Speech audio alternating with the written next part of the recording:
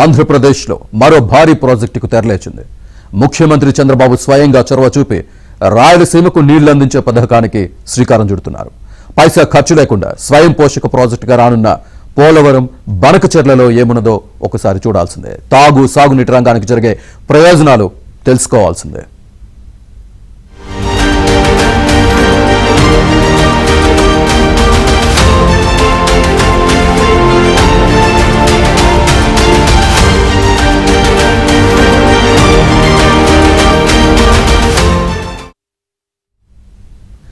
రాయలసీమలోని లక్షలాది ఎకరాలను కొత్తగా సాగులోకి తీసుకురావడంతో పాటు ఉన్న ఆయకట్టును స్థిరీకరించేందుకు గోదావరి బనకచెర్ల ప్రాజెక్టును రూపొందించారు. ఇప్పుడు అది తెలుగు రాష్ట్రాలతో పాటు కేంద్ర ప్రభుత్వంలో కూడా చర్చనీయాంశంగా మారింది. 80,000 కోట్ల రూపాయల వ్యయంతో పూర్తయ్యే ప్రాజెక్టును సెల్ఫ్ ఫైనాన్సింగ్ విధానంలోకి తీసుకువస్తారు.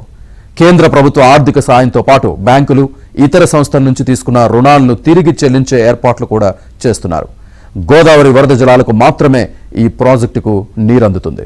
సముద్రంలో వృధాగా కలిసిపోయే 2,500 టీఎంసీల నీటిలో కేవలం 200 టీఎంసీలను వాడుకుంటారు. ప్రాథమిక ఫీజిబిలిటీ రిపోర్టును ముఖ్యమంత్రి చంద్రబాబు నాయుడు ఇటీవల కేంద్ర ఆర్థిక మంత్రి నిర్మలా సీతారామన్కు అందించిన నేపథ్యంలో బనకచెర్లపై స్పాట్లైట్.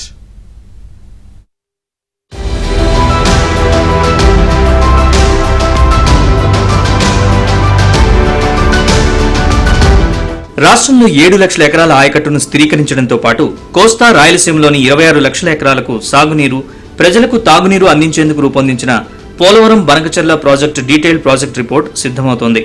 ఆంధ్రప్రదేశ్ ముఖ్యమంత్రి చంద్రబాబు నాయుడు ప్రత్యేకంగా దృష్టి సారించిన ఈ ప్రాజెక్టు అమల్లోకి వస్తే భవిష్యత్తులో రాష్ట్రానికి ఎటువంటి సాగునీటి ఇబ్బందులు లేకుండా శాశ్వత పరిష్కారం లభిస్తుందని ఆయన చెబుతున్నారు. ప్రధాని నరేంద్ర మోదీతో పాటు కేంద్ర ఆర్థిక మంత్రి నిర్మలా సీతారామన్, కేంద్ర జలవనరుల శాఖ మంత్రి కూడా ఈ అంశాన్ని పవర్ పాయింట్ ప్రజెంటేషన్ రూపంలో వివరించారు.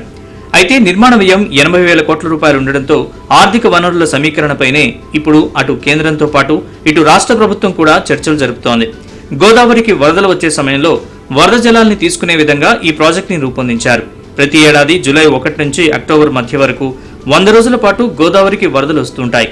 ఇందులో 90 రోజుల పాటు రోజుకు 2 టీఎంసీల చొప్పున 180 టీఎంసీల నుంచి 200 టీఎంసీల వరకు వరద జలాన్ని బనకచెర్ల ప్రాజెక్టుకు తరలించేందుకు ప్రణాళిక రూపొందించారు.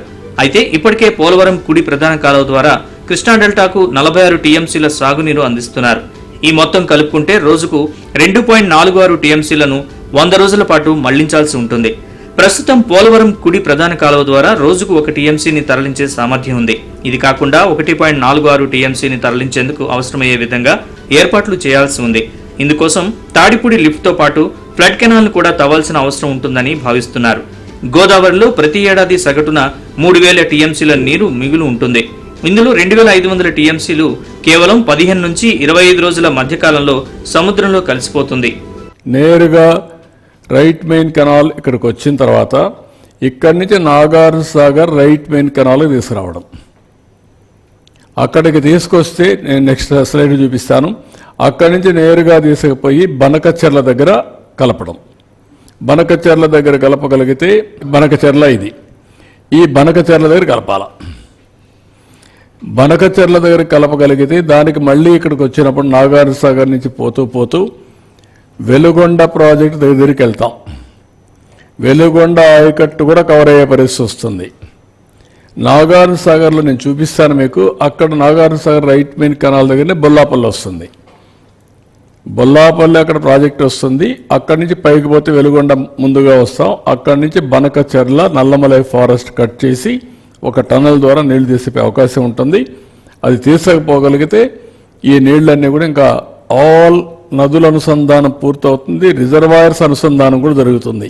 బనకచెర్ల ఒక విస్తారమైన ప్రజా ప్రయోజన ప్రాజెక్ట్. పోలవరం కుడి ప్రధాన కాలువతో పాటు ఆఫ్ టేక్ రిజర్వాయర్ ని కలుపుకొని Tadipudi canal, Budameru diversion canal నుంచి కూడా ఎక్కువ నీటిని తీసుకునే విధంగా దీన్ని అభివృద్ధి చేయాలని నిర్ణయించారు. కృష్ణా నది నుంచి 23,000 క్యూసెక్లను వైకుంఠపురం వద్ద నిర్మించే బ్యారేజ్ కు తీసుకువెళతారు. అక్కడి నుంచి బొల్లపల్లి రిజర్వాయర్ కు తరలించే విధంగా ఏర్పాట్లు చేయాలని భావిస్తున్నారు. ఇందుకోసం 84.17 కిలోమీటర్ల దూరం ఓపెన్ కెనాల్ తవ్వాలని తీర్మానించారు. ఈ క్రమంలో మొత్తం 6 లిఫ్ట్లను ఏర్పాటు చేయాల్సి ఉంటుందని భావిస్తున్నారు. అంతేకాకుండా 11.57 కిలోమీటర్ల పైప్ లైన్ ద్వారా నీటిని తరలించాల్సి ఉంటుంది.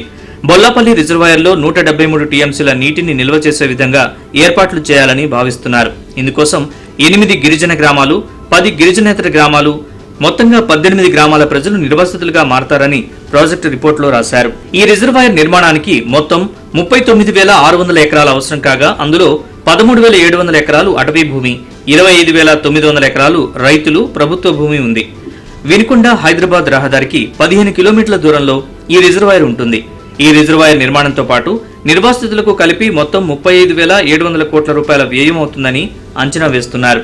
పోలవరం నుంచి కృష్ణాకు వచ్చిన తర్వాత Nagar Sagar right main canal దగ్గర ఆ నీళ్లు తీసుకొచ్చి అక్కడ ఒక రిజర్వాయర్ కట్టి అక్కడి నుంచి ఇంకా ముందుకు తీసుకుపోతే ఏదైతే వెలుగొండ ప్రాజెక్టు ఉందో అక్కడ కూడా నీళ్లు ఇచ్చి అక్కడి నుంచి నల్లమలై ఫారెస్ట్ కట్ చేస్తే లోపల ఒక టన్నల్ వేస్తే నేరుగా బనకచర్లకు నీళ్లు వస్తాయి. బొల్లాపల్లి రిజర్వాయర్ నుంచి నీటిని బనకచర్ల రెగ్యులేటర్ వద్దకు తీసుకెళ్లేందుకు 23,000 క్యూసెక్కులను రోజు తరలించే విధంగా ఏర్పాట్లు చేస్తున్నారు. ఇందుకోసం 110 కిలోమీటర్లు ఓపెన్ కెనాల్, 3 లిఫ్ట్లు ఏర్పాటు చేయాల్సి ఉంటుంది. 5.7 కిలోమీటర్ల పైప్ లైన్ తో పాటు 26 కిలోమీటర్ల టన్నెల్స్ ద్వారా నీటిని తరలించాల్సి ఉంటుంది. ఈ 3 లిఫ్ట్ల ద్వారా నీటిని ఎత్తిపోసేందుకు 1403 మెగావాట్ల విద్యుత్ అవసరం అవుతుంది. బొల్లాపల్లి రిజర్వాయర్ నుంచి బనకచర్ల రెగ్యులేటర్కు నీటిని తీసుకువెళ్లేందుకు 32,350 కోట్ల రూపాయల నిర్మాణ వ్యయం అవుతుందని అంచనా వేశారు. అందుకోసం ఒక టైం షెడ్యూల్ ని కూడా రూపొందించారు. ప్రీ ఫీజిబిలిటీ రిపోర్ట్ ను కేంద్ర జలశక్తి కమిషన్ లో ఇప్పటికే దాఖలు చేశారు. హైడ్రోలాజికల్ సర్వే ఇన్వెస్టిగేషన్ కూడా పూర్తయింది. జలవనరుల శాఖ ప్రణాళికకు సంబంధించిన అంతరాష్ట్ర వ్యవహారాలపై కేంద్ర జలశక్తి కమిషన్ లో వర్కింగ్ టేబుల్స్ ని కూడా పూర్తి చేశారు. డీటెయిల్ ప్రాజెక్ట్ రిపోర్ట్ ను జూన్ మాసాంతానికి దాఖలు చేయాలని నిర్ణయించారు.